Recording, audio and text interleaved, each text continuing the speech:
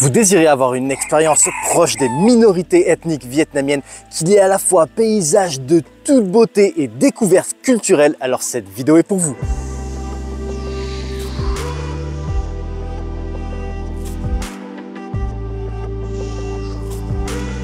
Salut les amis, c'est Monsieur Puss et je suis à Sapa, au Vietnam, pour faire une randonnée sur 2 jours et une nuit, dont une nuit chez l'habitant. Alors comme vous voyez, la météo n'est pas à son meilleur, il fait vachement brumeux, donc niveau vue, c'est pas tip top, mais cependant, je vous recommande vraiment de faire cette activité, ne serait-ce que pour l'expérience, parce que vous allez voir, c'est vraiment très intéressant. Je vais faire les 2 jours de randonnée avec une nuit chez l'habitant accompagné de Aya, une dame du village où je vais dormir. D'ailleurs, avant le départ, quelqu'un vient chercher mes bagages pour les amener à ce fameux village. Après 10 minutes de marche pour sortir de la ville, on commence les choses sérieuses et c'est parti pour 15 km. Maintenant, soyez pas effrayés, hein, c'est pas 15 km de sentier dans cet état-là. Dès le début, on découvre sur notre chemin des habitations des minorités ethniques vietnamiennes. Et dès le début, j'ai quelques surprises que je ne m'attendais pas à voir ici. Et oui, il y a des plantes de cannabis à plusieurs endroits, mais c'est pas pour la fumette, hein. Vous allez comprendre un peu plus loin dans la vidéo pourquoi. Le truc qui est génial, c'est que quand vous faites ce genre de randonnée, vous pouvez leur poser tout un tas de questions et en apprendre un maximum sur leur culture, leur manière de vivre, tout ça. Et là, elle m'explique un petit truc, je lui dis, c'est quoi ces bambous là? Pourquoi il y a des bambous ici? Qu'est-ce qu'ils font? C'est pour faire pousser des choses et tout? Elle me dit non. En fait, ils vont construire une cabane et comme ça, il y a quelqu'un qui reste ici. Ici, il y a plein d'arbres qui font des amandes. Je sais pas si on appelle ça des amandiers ou un truc comme ça, mais enfin bon. Et au moins, il reste là. Et comme ça, s'il y a quelqu'un, un petit malin le soir, qui essaye de venir ici pour voler les amandes, eh ben non, il le fera pas. Parce qu'il y a quelqu'un qui... il fait super humide. Quelqu'un qui surveille. Donc voilà, c'est vraiment super intéressant. En plus de voir des trucs différents, la randonnée et tout ça, vous pouvez aussi en apprendre vachement et c'est super cool. Alors maintenant, ne vous fiez pas aux apparences. Aya, elle fait partie de l'ethnie des Among. Et elle est toute petite, elle est clairement pas grosse. Par contre, qu'est-ce qu'elle a de l'énergie, hein. Elle monte, voilà quoi. Si vous accélérez, elle tient le rythme et tout ça. Bon après, vous pouvez faire des pauses. Moi voilà, je veux faire des pauses, faire des vidéos pour observer, pour lui poser des questions. Ça, il n'y a pas de problème. Mais dès qu'il faut monter, il faut y aller. Elle y va. Passé la montée un peu abrupte, on découvre un autre type de paysage avec des terres non cultivées où on trouve ces arbres fruitiers qui font ces fruits-là et qui vont servir à faire de l'alcool, enfin un genre de liqueur. Alors là, en fait, elle m'expliquait que si je lui demande pourquoi cette colline, il cultive rien, justement, à part ces arbres fruitiers et ces fruitiers que je vous ai montrés. Et en fait, elle me dit, c'est parce qu'en fait, là, les buffles, ils sont dans les rizières pour manger les herbes avant qu'ils labourent et qu'ils piquent les petites pousses de riz. Mais après, il faut bien quelque part pour que les buffles restent et mangent. Donc en fait, ils gardent cette colline pour que les buffles ensuite, après qu'ils aient fini leur travail, entre guillemets, c'est-à-dire de manger dans les rizières, ils viennent ici et ils ont, comment on pourrait dire, peut-être des pâturages, un truc comme ça. Donc ouais, du coup c'est pour ça qu'ici ils ne cultivent rien, quoi. Ils laissent l'herbe pousser pour ensuite que ça puisse nourrir les buffles. Là on continue et en fait là...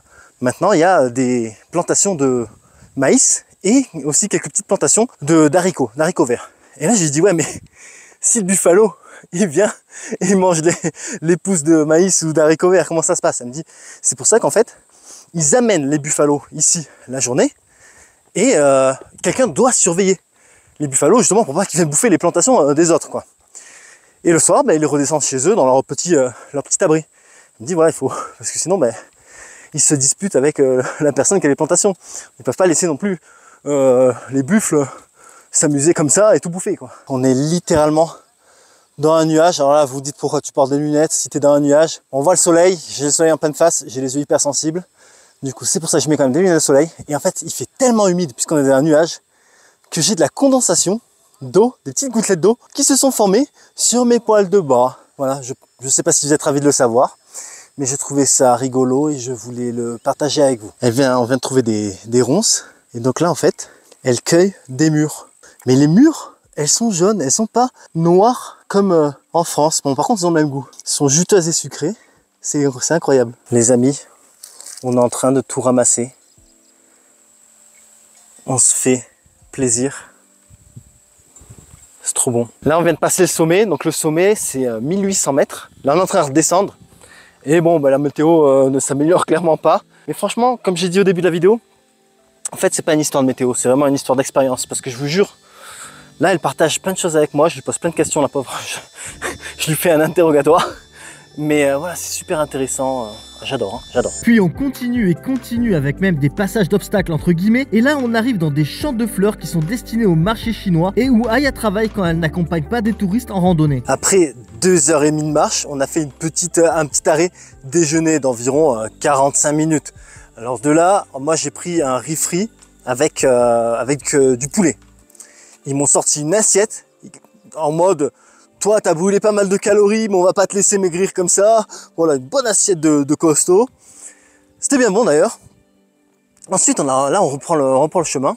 Bon, la météo ne s'améliore pas tant que ça, on est toujours dans les nuages. Mais bon, ceci dit, je vais vous en dire un peu plus sur Aya. Donc Aya, comme je vous ai dit, elle fait partie de l'ethnie des Hmong. Elle a 39 ans. Et donc elle me racontait qu'à l'époque, sa mère ne la laissait pas aller à l'école. Elle voulait pas comme c'était une fille, elle voulait pas qu'elle aille à l'école. Elle devait aider dans les tâches manuelles, telles que apprendre la couture, prendre soin de ses frères et sœurs, les plus petits, aider dans les champs. Donc en fait, elle ne sait ni lire ni écrire. Cependant, ça ne veut pas dire que c'est une femme bête. Elle est très intelligente. Il faut savoir qu'elle a appris l'anglais, et elle parle bien l'anglais, hein.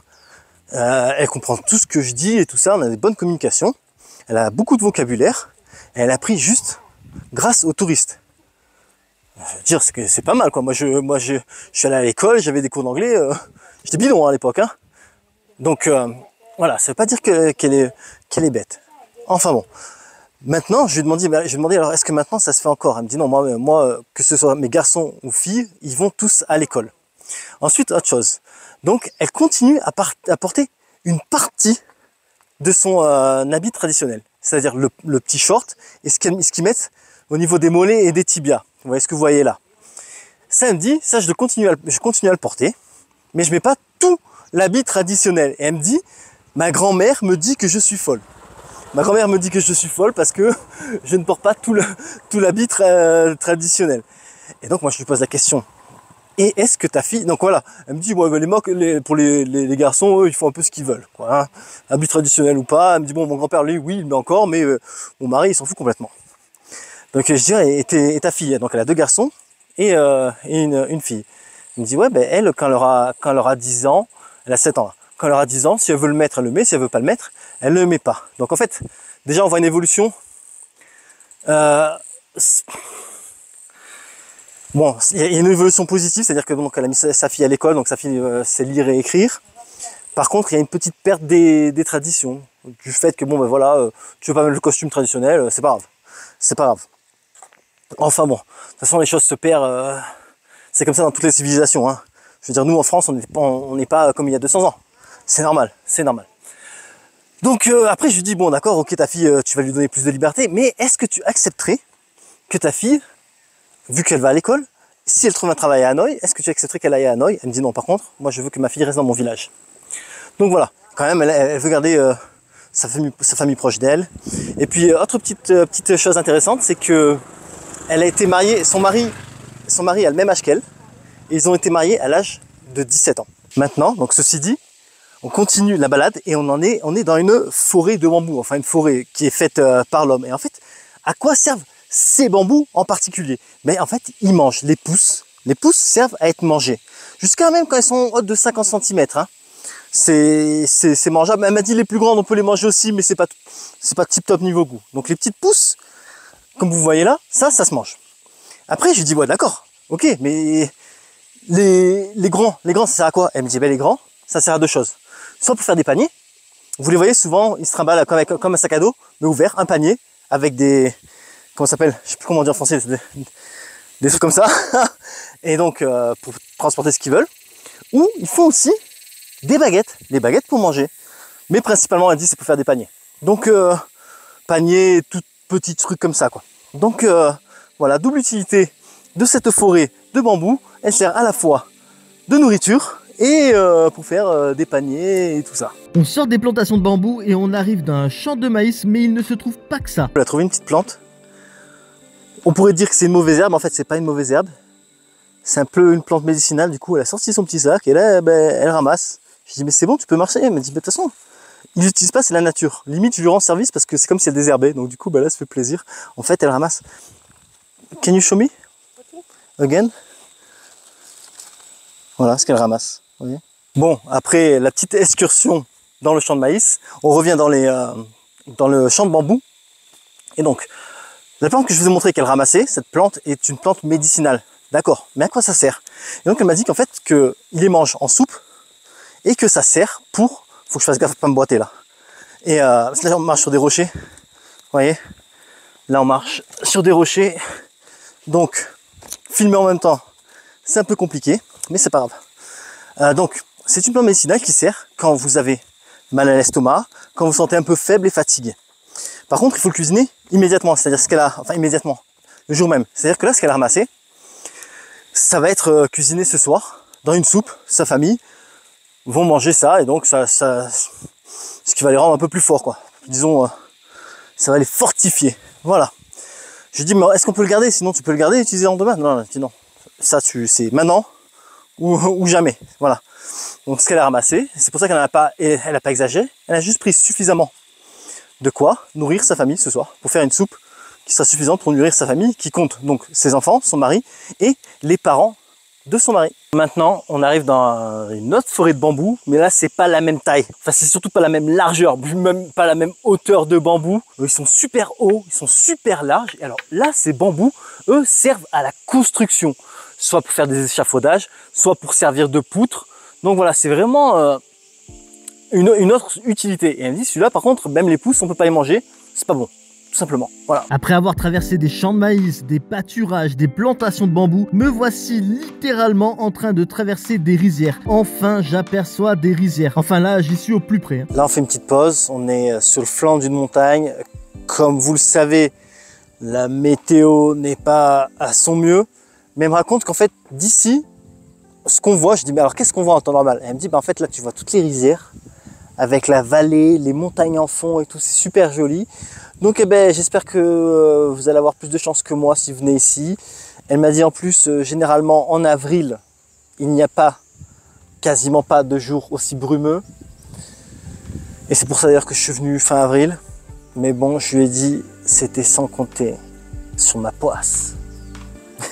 Enfin, après 15 km de marche, nous voici arrivés à la maison de Pang, dans le village de Aotao. D'ailleurs, voici Pang de l'ethnie des Hmong. C'est chez elle que je vais dormir. Elle a construit un petit homestay juste à côté de sa maison. Il est tout en bois, trop joli. Et là, j'ouvre la porte et tada! Mes bagages m'attendent. Et là, voici ma chambre où je vais dormir. C'est simple, mais c'est suffisant. Et regardez, vous pouvez aussi visiter ça. Donc, en fait, ça se décompose en deux bâtiments. Il y a le homestay et il y a chez elle. Et alors là, donc là, je suis dans sa cuisine.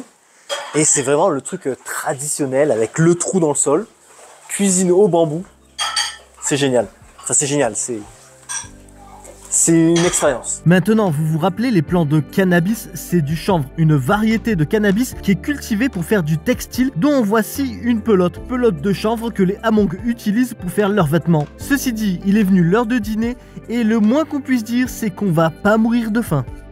Et deuxième jour, et enfin le soleil est de retour. C'est génial parce que là je peux voir toutes les montagnes qui nous entourent, qui entourent le village. C'est vraiment magnifique. Je viens de faire voler le drone. C'est trop beau. On voit toutes les rizières. Je vois en fait à côté de quoi je suis passé, de la vue à côté de laquelle je suis passé hier. Même si c'était quand même, comme je vous ai dit, répété maintes fois, c'était une super expérience. Rien ça, même si j'avais pas une super météo. Mais je me dis, vous faites ce type d'activité, ce genre d'activité avec une belle météo. Non mais je crois que vous en rappelez toute votre vie. Vous en prenez plein les yeux, vous apprenez plein de choses. C'est vraiment génial. Enfin bon, là je vous montre quelques images drone que j'ai faites ce matin au réveil. Ensuite, je vais prendre mon petit déjeuner. On va prendre tout notre petit déjeuner ensemble. Et puis moi, je vais prendre la direction de la vallée. Et alors, je crois que ce matin, je suis encore avec Aya. Et je vais prendre la direction de la vallée pour ensuite remonter vers Sapa. Et la boucle sera bouclée.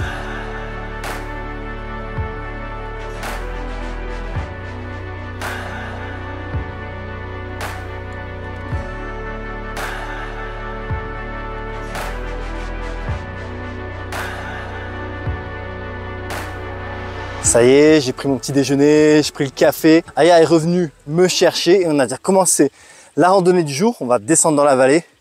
Là, ça fait 5 minutes qu'on marche. Déjà, voilà, je vois les rizières et tout.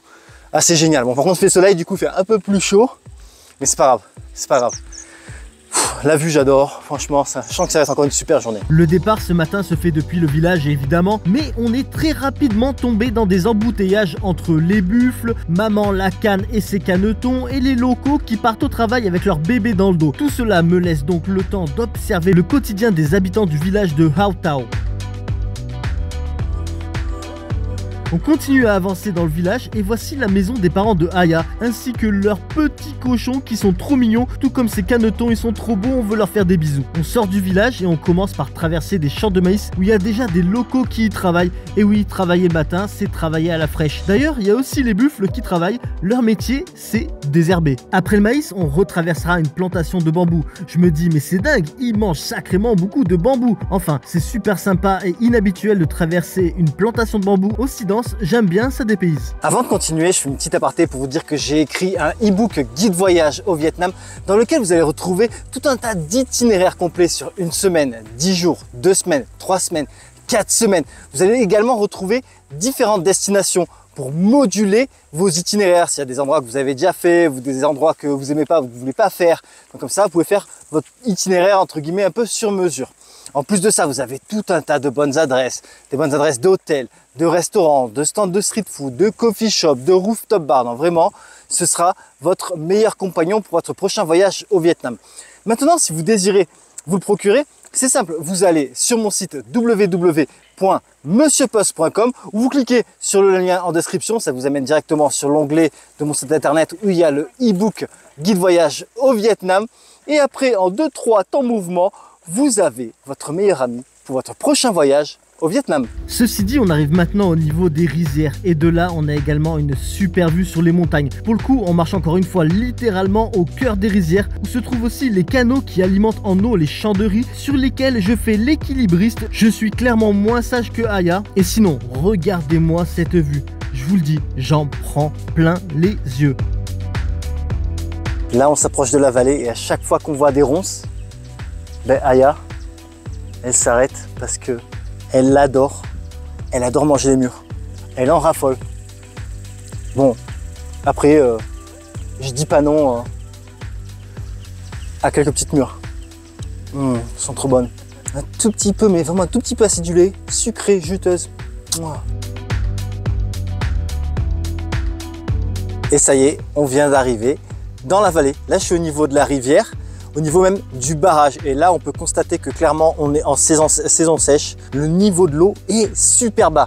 Quand on voit comparé au barrage, c'est juste méga impressionnant. Bon, après là, ça a encore un mois et là, les pluies vont recommencer. Ils vont pouvoir piquer le riz. Les rizières vont se remplir d'eau et tout ça. Donc, la saison sèche sera finie. Mais là, c'est quand même impressionnant. C'est-à-dire, c'est waouh! Waouh! On continue et passons sur le barrage, ce qui nous permet de traverser la rivière et de là on peut bien observer l'ouvrage et la jolie vue qu'on a depuis ce dernier. Après avoir traversé la rivière, de l'autre côté on a une super vue sur les rizières qu'on vient de traverser. Et derrière moi il y a, devinez quoi? Des bambous que Aya m'a fait ramasser des pousses. Enfin on les a ramassés ensemble. Du coup je lui dis, mais ça craint pas comme ça et tout? Parce que bon, hier tu me dis 3-4, y a pas de souci. Là on en ramasse presque une dizaine. Elle me dit non mais non, une dizaine ça va, c'est pas, tu lui défonces pas sa culture quoi. Elle me dit, je dis oh mais c'est tout le monde qui fait pareil. Non, elle me dit il n'y a pas tout le monde qui fait pareil, il y a plein de champs.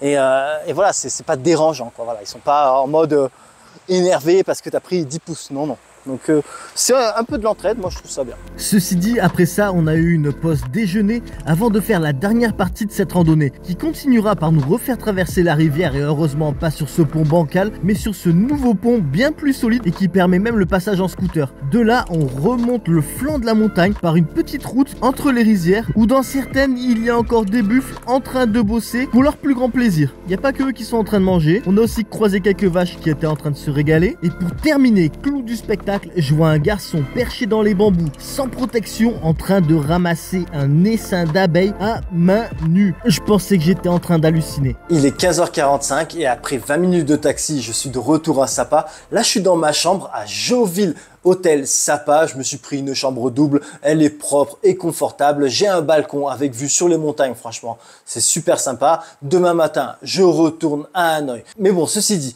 combien coûte la randonnée, les 2 jours de randonnée avec la nuit chez Pang, dans le homestay de Pang, et les repas. Alors ça m'a coûté 1 million de dong, ce qui fait plus ou moins 38 €. Tout compris, je veux dire, la randonnée avec votre accompagnatrice, donc moi en l'occurrence c'était Aya, ça peut être Pang, ça peut être la mère de Pang, enfin voilà, avec l'accompagnatrice, plus votre chambre, vous avez vu ma petite chambre que j'ai eue, plus le petit déjeuner, plus le dîner. Donc voilà, 38 €, franchement, je pense que ça fait pas cher payé. Et c'est même pour ça que à la fin, j'ai donné un petit billet à Aya. Franchement, je n'ai pas arrêté de lui poser des questions tout le temps. Elle a toujours été gentille, elle m'a répondu à toutes les questions. Même il y a peut-être eu quelques petits, pas forcément indiscrets, mais j'ai demandé quelques petits détails à certains trucs. Donc je pense que ma vie a été beaucoup plus simple et beaucoup plus simple que la sienne, donc c'était clairement mérité. Si vous voulez savoir combien j'ai donné, je lui ai donné 500 000 dong. Et vous n'êtes pas obligé, hein. Ça, vous faites ce que vous voulez. Ceci dit, j'ai vraiment adoré ces 2 jours. C'était une super expérience. Premier jour, j'en ai appris énormément sur les Hmong, sur Aya, sur sa vie, comment ça se passe. Son quotidien, sa routine, ce qu'elle faisait avant, maintenant qu'est-ce qu'elle fait quand elle n'a pas de touristes. Non, franchement, c'était super intéressant. Aujourd'hui même, ce matin et cet après-midi, j'ai vu des super paysages. Encore une fois, j'ai vachement parlé avec Aya. J'aurais pu avoir 2 jours avec une belle météo, ça aurait été encore mieux. Mais franchement, même un jour sans belle météo et un jour avec une belle météo, ça reste fantastique. Je vous recommande vraiment de faire ce genre d'activité quand vous venez à Sapa. Vous pouvez le faire avec Pang ou Aya. Je vous mets leur numéro, leurs coordonnées WhatsApp, leur numéro de téléphone WhatsApp dans la description. Donc comme ça, si vous voulez les contacter, n'hésitez pas à prendre contact avec eux. Ils sont vraiment super gentils. Vraiment, tout s'est bien passé. J'ai vraiment adoré. Et ceci dit, les aventures en Asie continuent. Donc si vous désirez ne rien manquer, n'hésitez pas à vous abonner. Et je vous dis donc à la prochaine sur ma chaîne, la bisette. Mouah.